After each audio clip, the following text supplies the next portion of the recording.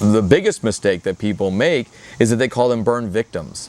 Victims of a burn injury, and they're not victims. The word victim implies that they are powerless to control their lives, and most assuredly, they are not powerless. These kids are powerful beyond words, and so we want to make sure that we're using the right words. So when someone from the general public encounters a burn survivor, it helps by starting out to call them a burn survivor as opposed to a burn victim. These kids aren't looking for sympathy. They're looking for an opportunity to be looked at as anybody else is looked at. And so it's critical for the general public and for everybody at large to just love them as they would love anybody else. You got it, man. You got it. You got it. You got it.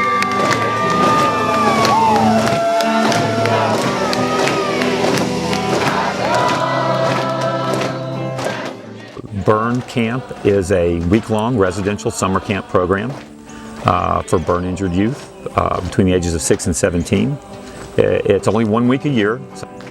All of our programs are free to the kids and their families. We started with 19 kids and 8 counselors, and we've now grown into the 50s and 50 kids or more. We do a variety of activities with kids. So for the younger kids, it's very traditional summer camp. They have arts and crafts and swimming and horseback riding and games. Older kids, we add adventure programs. So they do things like rock climbing, caving, canoe trips on the Shenandoah River. We've even done hang gliding. We've done ballooning, believe it or not. And it teaches them that you can do things in life. Nothing in life is ever easy. Life's not fair. So if they do a ropes course, they do the rock climbing and they say, I'm afraid of heights. That's okay. You don't have to make it to the top. You just have to try. And oftentimes they find if they try, they can take one more step. And if you can take one more step at rock climbing, you can take one more step in life. When life gets bad, you can reach back in and find that and move forward. So a lot of our programs work that way. We have one little girl who is here this year who is a particularly large burn and was hospitalized for a very long time, and she is my new hero. This particular little girl was in a house fire and was burned on a significant part of her body. She spent almost 2 years in the burn center. So she was in the hospital for a very long time. She currently has a tracheostomy. So she breathes through, a tube through her neck, and she's actually still on a ventilator at night. She was an amputation, so she has a prosthetic leg, and she also has a cochlear implant so she can hear. She also had a kidney transplant last year. So she's 11 years old, and this child has been through more in her short life than most people go through in their entire lifetime. And she just keeps going. She wakes up with a smile on her face, and you can tell that she's having a hard time breathing and that her body is probably telling her that she should sit down and rest for a moment, and she doesn't want to. She just wants to be a kid and be out there and keep going. And it's amazing to see the resilience in these kids. They have more resilience and more strength to overcome their odds than most adults do in your day-to-day life, and it's a beautiful thing to be able to witness. One of the things that makes this week so special is that it provides an environment for these kids to challenge themselves in ways that they may not feel comfortable challenging themselves outside of this very supportive environment. And they learn to do things that any other kid can do, but just in a different way. And this camp provides them with that opportunity. We were able to have a group come in that was part of the National Park Service, and they brought raptors, which all the kids, including us counselors, really enjoyed. It was called Birds of Prey, and the lady that brought them in, her name was Jo, and she was able to teach the kids that, they were just like her birds. So her birds were all survivors of different either auto accidents or some type of traumatic event. And all these birds have flourished. And it was easily relatable for a lot of these children to say, look, you've been through this type of trauma as well, and look at how you can also be flourishing. So after we talked about the birds of prey, we sat down with all the campers and asked them what it meant to them and what they thought about it. Having 11-year-olds, we got a lot of mixed results. We had a lot of, that was really cool, you know, being able to see a bald eagle within 50 to 100 feet away, something that most kids can't get to see. But it was really cool that some of the older 11-year-olds were able to kind of make that connection on their own, and they said, you know, this was interesting for us. We've never been able to kind of relate how these birds and how other animals out there are kind of like us. You know, they've been rehabbed just like we had to go through rehab, and they look happy and healthy, so why can't we be the same way? Burns are not just a one and done kind of injury. It doesn't just happen and then you heal and get better. Especially with kids, it often requires surgery after surgery, and year after year of spending significant periods of time in hospitals. And so these kids have been through a lot more than just what their physical scars may show. One word I would describe burn camp is as helpful for many people, because it helps them be with other kids and who are like them. About 2/3 of the kids come back every year, and about 2/3 of the counselors come back every year. And they're eligible to come from about 6 or 7 till they age out at 18, when they become an adult. And then we've been very fortunate that some of our kids choose to come back, partially their choice and partially our choice. They have to sit that year of 18, 19 out and go find out what the real world's like and get away from camp and separate themselves and mature a little. And then we bring some of them back as counselors, and they are just phenomenal because they've been through the program and they know what it's like, and they can answer the questions that the other kids say, and they're just great. Yeah, they bring that special perspective. So this picture dates back 11 years. This is my first year at burn camp. 3 people, the main components pictured in this photograph are myself, Autumn holding a fish that she had just caught, and then our counselor Brian supervising us at the time, which is pretty funny because Brian, Autumn, and I are all counselors together in the same group this year, teaching or counseling kids that same age, and it's just cool to see like things come full circle. Like he passed on, you know, that nurturing environment to us. Now we're going to be able to pass that on to another group of kids, and maybe they'll come back with a picture like that 11 years from now, and I'll probably look older and whatnot. The most common ways that children are injured are scald injuries, by far the most common way. And one of the most dangerous places in your house is your kitchen. And story after story is the hot cup of coffee, the hot cup of tea, the oodles of noodles left on the counter, cords dangling. Probably after that, house fires, which are more rare. We do have kids that are abused. It's very sad to say that people abuse children, and burns are the worst way possible, either with flame or with scalds, or they're just awful. It's certainly seen commonly in burn centers. In a year's time, you'll see a number of kids come through. They're clearly abused kids. You know, how do you prevent it? More support for parents, more education for parents, more resources for parents. And then we need to prosecute those who are really abusive to the extent of the law. Yeah, it's absolutely. just cruel. I think the main thing that people should know about burn survivors is that they are regular people. You know, beneath their scars, they're just regular kids. And my first year at burn camp, that really struck me. You know, I was a little nervous, you know, to see some of the more severely burned kids. And as soon as they got off the bus, they just sprinted away into the woods like any other kid would. And once you start to see them that way, I think that it actually helps create an environment where they feel more comfortable as well. In 2007, we had a camper named Tiffany who had survived a house fire as a child and had all of her limbs amputated and burns over most of her body. And that year we had a hang gliding company come to burn camp, and 3 firefighters rigged up a rope system to get Tiffany into the hang glider, and we all as a team, including the kids, ran her down a hill with the hang glider on tethers, and Tiffany was 20 feet in the air, screaming for joy and smiling, and it was a reminder that these kids really can do anything. We put a lot of emphasis on education.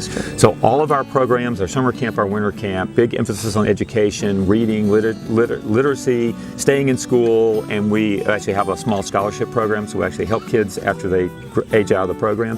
So we have a young man came through the program as a camper, came back as a volunteer, did all of our programs, went on to college, became an accountant, and has worked his way up in the system.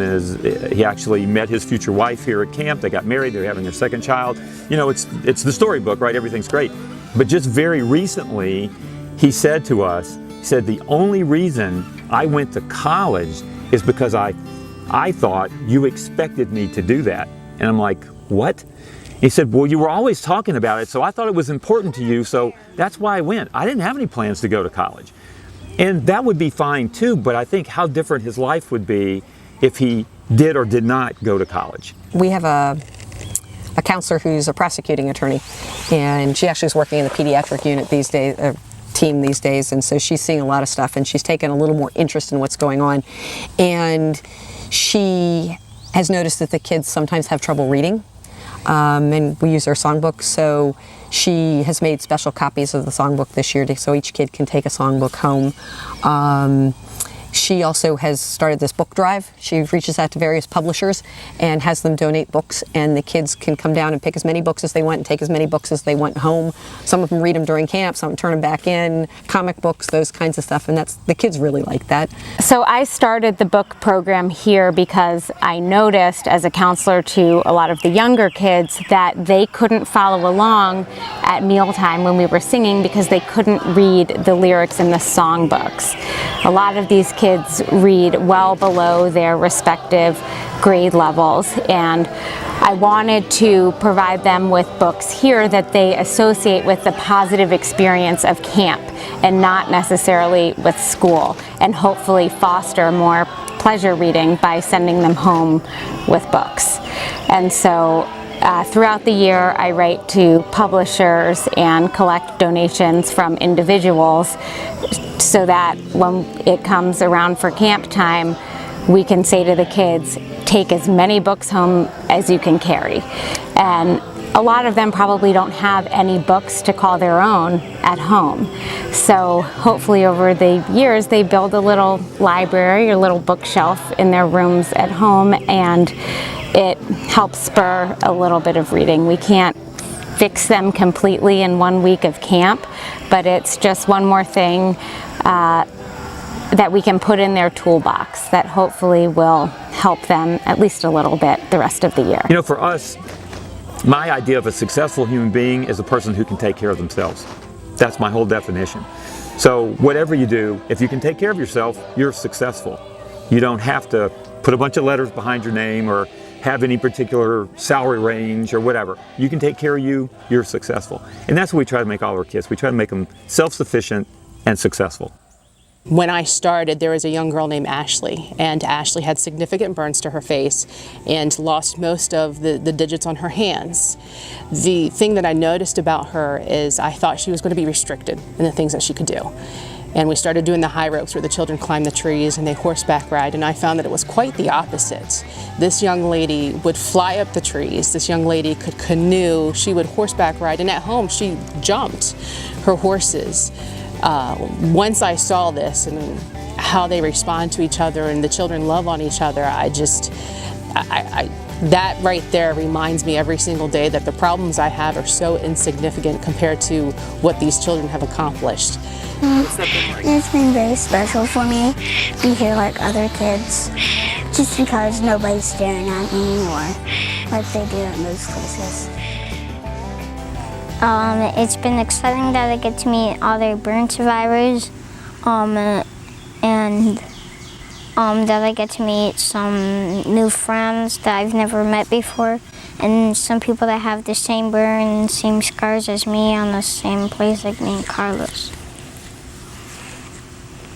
For me, something I could take back over the camp is the experience. Like, I did not tell people about my burn, but now I'm I feel happy about it.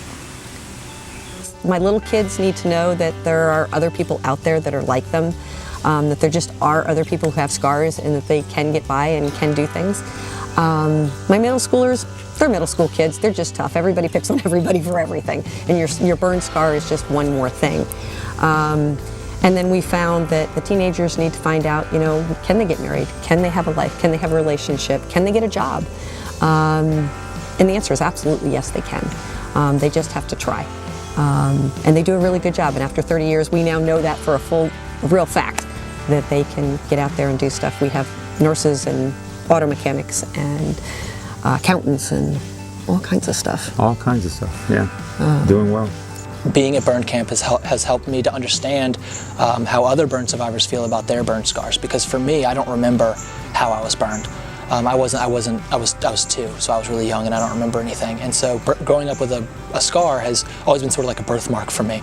So hearing other people's stories and understanding that if I ask them how they were burned, I mean, it creates these flashbacks where they relive the entire experience, and I've never had that. And so being here with other burn survivors who share burn scars but have different stories has really broadened my horizons and helped me to understand the greater picture and what it is to be a burn survivor. After I was burnt, my grandmother felt a ton of grief. She felt that this had been her fault and that it was a terrible, terrible thing that had happened. And one year she had been very, very upset, and she was talking to my mom about it, and she was just like, I'm so sorry this happened, and she had been crying, and she had been in conversation with my mother and my father, and they were standing there talking, and my mom looked at her and said, don't apologize. And she said, this is the best thing that has ever happened to Autumn. And my grandmother looked at her and was just like, what are you even saying? Like, that's terrible to say that your kid getting burnt was great. And my mom said that basically without the influence of camp and without the influence of being burnt and understanding that being different's okay, I wouldn't be who I am today. And that, like, I changed over time to become a good person, I guess. But somebody who wants to volunteer and somebody who wants to be around people to help them, no matter what. People should know that burn survivors are among the strongest and most resilient human beings on the planet. I have never come into contact with a group of people as strong as the kids that I have here at burn camp. Their physical and emotional challenges that they face time after time in their initial burn and the surgeries thereafter make them into incredibly inspiring, strong people. What I take away from this camp for the rest of the year is loving other people for what they are. You never know if somebody's having a bad day, what their situation is. It teaches you to be more patient. It teaches you to love people no matter their situation. So you don't immediately judge somebody just because of the way that they look. You actually get to know them, get to know their personality, and you learn their struggles and you understand why they feel that way. I dream about the same things that every kid who doesn't have burn scars dreams about. I don't think being a burn survivor has changed my dreams in any appreciable way. My ambitions are the same as anyone else's ambitions. I want to be a A+ high school teacher, and I soon want to move into administration after I graduate from that teaching level, I think. So I don't think being a burn survivor has changed my ambition at all. There's a lot of things I want to be, but the main thing I want to be is a firefighter. Like, to have them all around as counselors, it feels good because, like, they teach us about how to be safe. Like, today in cooking, the firefighter there said that if you're, like, making a pot of hot water or oil, don't put water inside because then it will splash all over. It could burn you. For the campers here, I really wish that they take their experiences and they grow. I want to see these children grow to be leaders. I want them to come back and teach other children. I want them to come back and teach children to be courageous and have self-confidence. I want to see them grow and flourish, and I want to see them bring up generations after us. When we're gone, I want them to leave that stamp and continue to thrive with that. Burn camp, in one word, without being extremely cheesy, but I will go ahead and do so. It's love. Burn camp's family to me.